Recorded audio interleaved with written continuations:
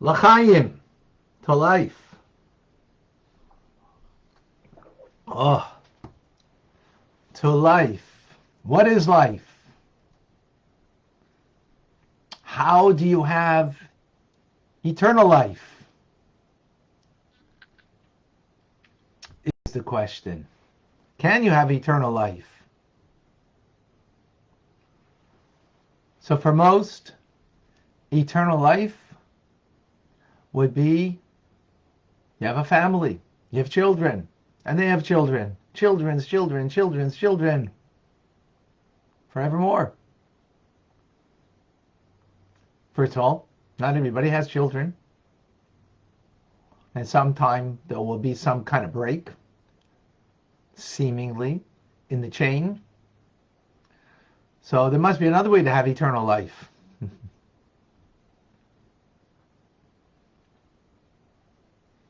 But it's a unique quality of human being that we seek something eternal.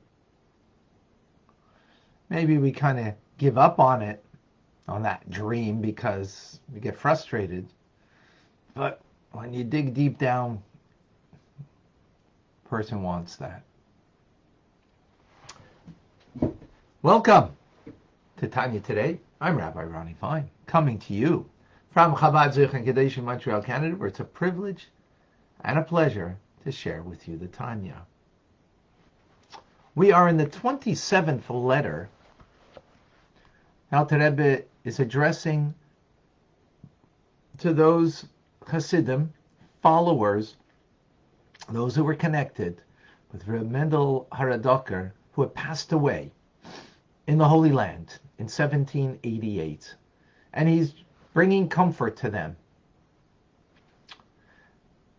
He quotes a statement from the Zohar that when the tzaddik, the righteous person, departs, he is to be found in all the worlds more than during his lifetime.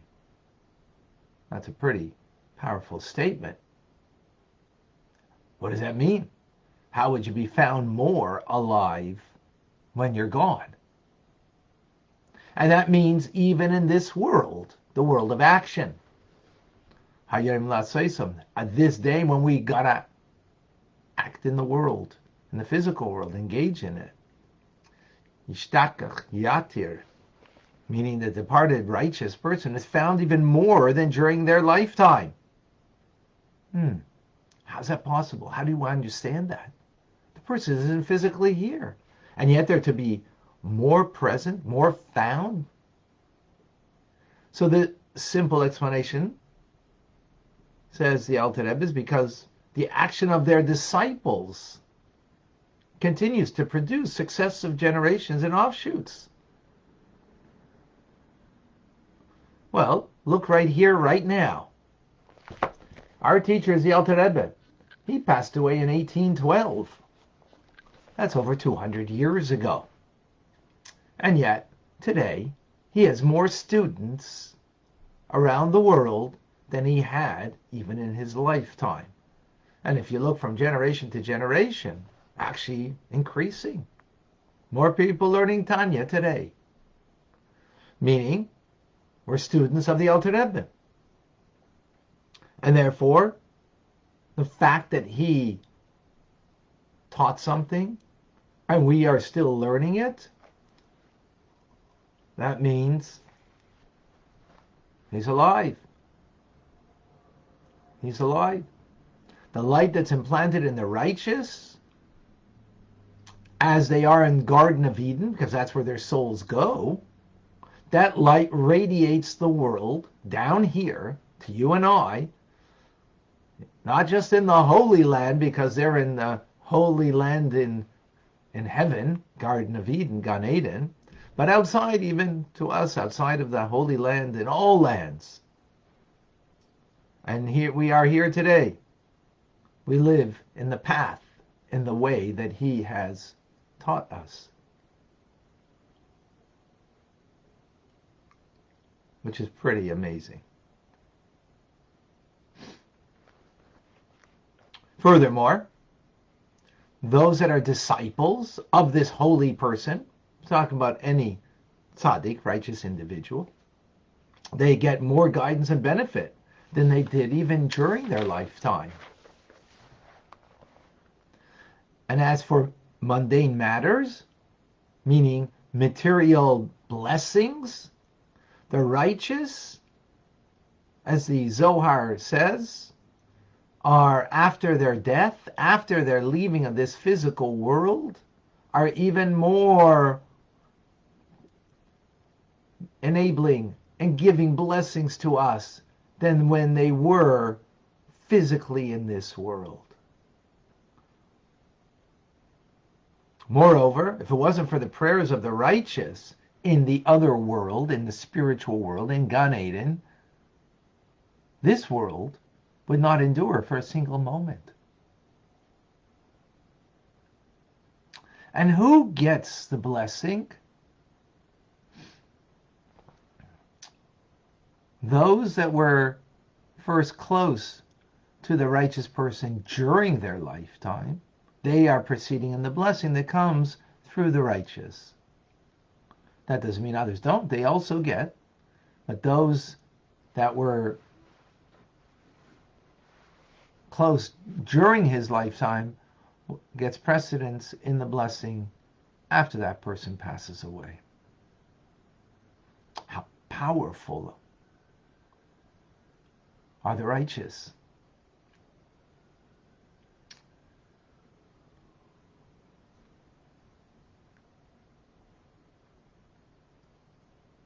How powerful they are.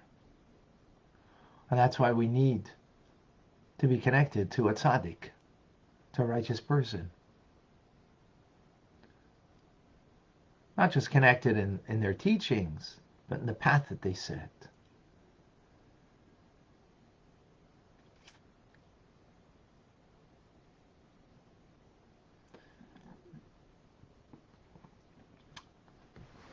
The Alter Rebbe continues in the 27th letter to give a greater elucidation on what he previously spoke of.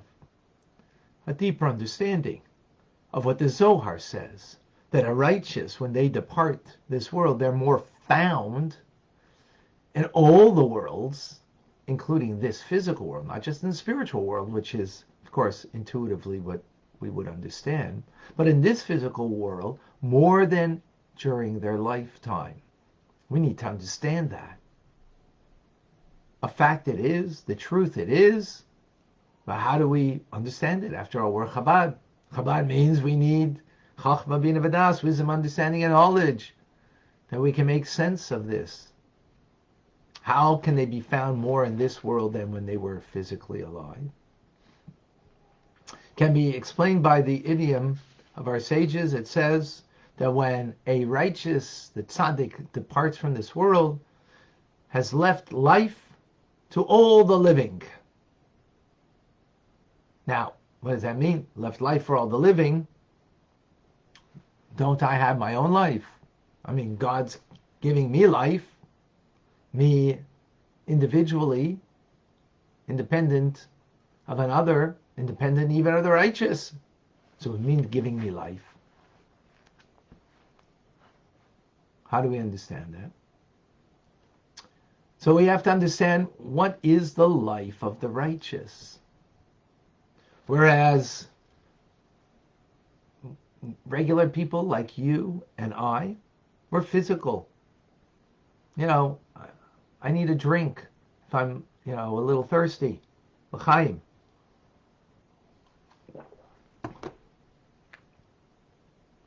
I had a bagel before to nourish me a little because I needed a little strength. That's me. That's not the righteous. That's not the righteous. The righteous don't lead life of the flesh, but of a spiritual life that consists of faith, awe, and love.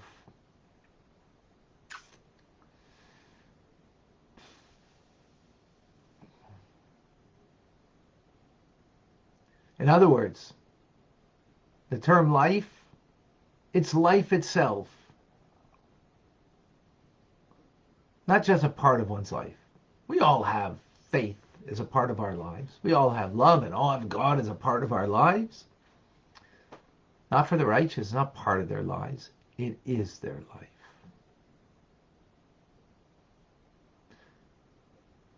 As written, that the righteous lives by his faith. The awe of God is life. And likewise, when it comes to kindness, which is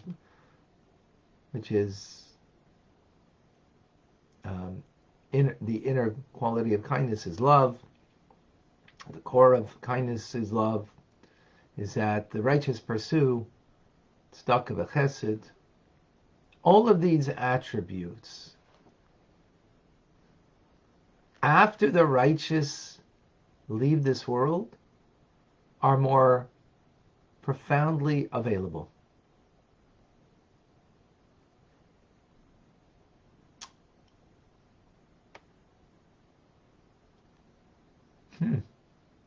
How so? More profoundly available than they were when the righteous were here. So counterintuitive.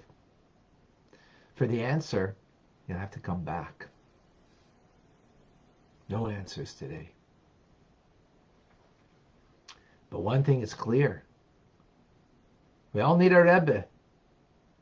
We all need someone who's righteous, that we follow the path that they set for us. In order that we, who are people of the flesh, just to explain this,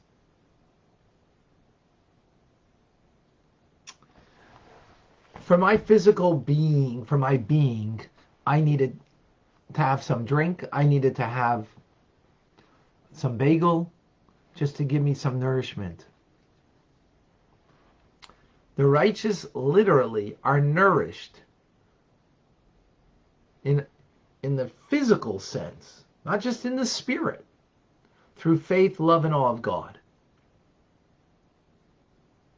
We all get nourishment from faith, but it's not a physical nourishment so much as it is of the spirit. And that's why we need some water to drink, some food to eat. But the righteous, they're different. They also eat and drink. But their eating and drinking is an expression of their faith, love, and awe of God. That's not really for us. No, we may know that that's the truth. You eat, it's got to be kosher. You make a blessing over it. You use it in order to have strength, so you could now, learn Torah. That's why I felt I needed something. I needed some, did I really need it? That's another question at that time. Or did I want it? Right? Good question. But the point is, the food and drink that I engage in, I can use it as a means for a higher purpose, to serve God. That's not the righteous. They're not using it as a means to serve God. For them, the food is an embodiment of faith, love, and awe of God. Very different sentiment. And even though I can intellectually understand that, because after all, what is food? Is but God's animating the food to give it life, and therefore that's my faith, and therefore my engagement can be with a love and awe, right, through that. But I can intellectually get that, but I'm not spiritually or emotionally there. Only the righteous are. I'm not experiencing that. I may be aware of that, but I'm not experiencing that in the eating. It is but an expression of my faith and love and awe of God. The righteous, that's what it is. It's not food that's nourishing them. Food is a medium for faith, love, and awe. So for them, it's just faith, love, and awe. That happens to be embodied in food. And again, I can intellectually be aware of that, but I'm not emotionally there. No, the food, this food I like, that food I don't like. This is, tasty. This is more tasty. This is less tasty. This is, da da da da. There's a reality to the food as a physical reality. At the same time, I know that it's for a higher purpose. And that's what we're capable of because we're not righteous. Yeah. All right. That's why we need to have a righteous individual as our mentor, as our teacher. And that's our dear Rebbe, who is the seventh generation from the Alter Rebbe. Of course, we have the Alter Rebbe. When we have the Alter Rebbe, we have the Rebbe, we have the Alter Rebbe, and all the other Rebbeim. Previous Rebbe, the Rebbe Rashab, the Rebbe Marash, the Tzemach Tzedek, the Mittler Rebbe, and the Alter Rebbe, and the Mizitcher Magid, the Baal Shem Tov. We have them all through our Rebbe. Davida has a question. When Mashiach comes, will we need food as we do now, or will we be spiritually like when we're righteous eats? So, no, we'll have food, but then, yes, we will be like the righteous when Mashiach comes. That the experience will be of connection through food. This, right, connection, and that's what faith and love and awe of God is, that you experience the connection rather than it's a means to connect. It is a connection in and of itself as an end. Stephen, I don't understand what your comment or your question is.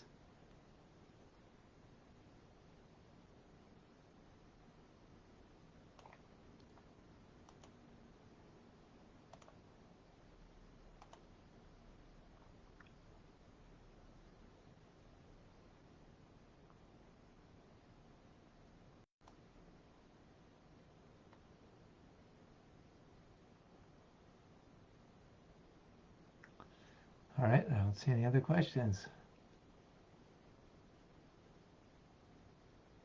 Mordechai has a question. Okay. Mordechai, where is your question?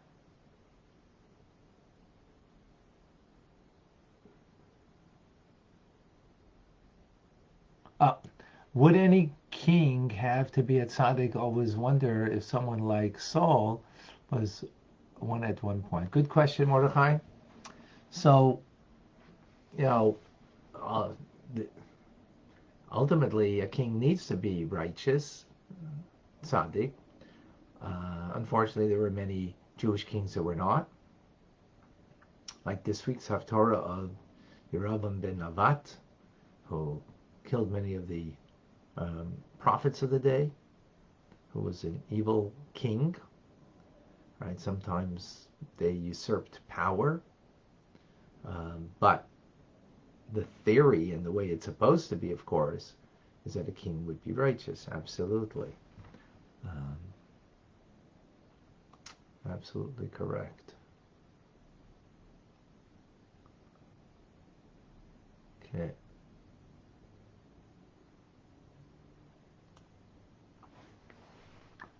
Any other questions? I don't see. Welcome aboard to everybody that's here. A reminder, tonight, 6:30 p.m. Eastern Standard Time, there'll be a Torah studies on the Parsha, which you don't want to lose out on. And of course, there'll be TRC tonight, Tanya Rabbi Community. We have a beautiful community. If you want more information, reach out to me. John is here with us. Joseph, Davida and Liba, Daphne, yeah, and Shmuel. Michael Lozata, Clem, from all over the world. We've got Mazar, Carmen, Stephen, Jenny, Vicky, and who else is with us? Simcha,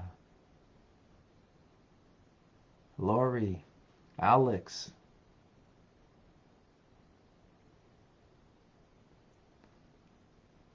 If I miss anybody, Ruthie, Vilma, Akoy, Yidishamedale, Rachel. All right, beautiful. Okay. Our conversation will continue. Simcha has a question. Are we returning back like Adam and Eve to the Garden of Eden? Good question. Yes and no.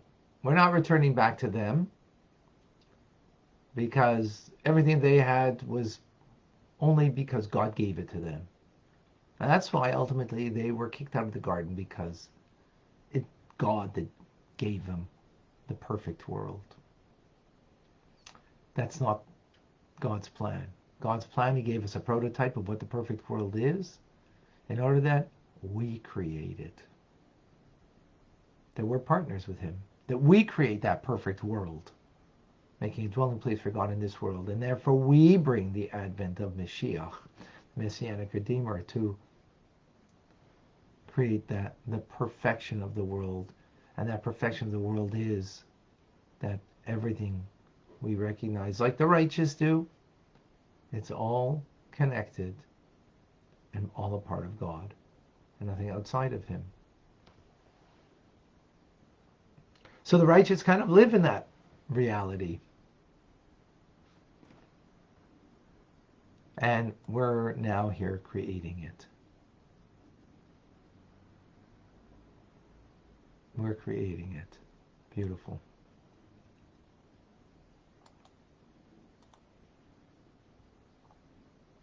All right, folks. Thank you, Simcha. And what we are going to create is much greater than the Garden of Eden, because the Garden of Eden didn't last. You know why? Nothing lasts when it's gifted to you merely. Last week's Torah studies. It's not. And when does it last? When you worked for it, you toiled for it, you own it, then it lasts. And we're going to make it last, because we're going to bring the final redemption. I'm Rabbi Fine, coming to you for Chabad Zuch and Kadesh in Montreal, Canada. It's a privilege and a pleasure to share with you the Tanya.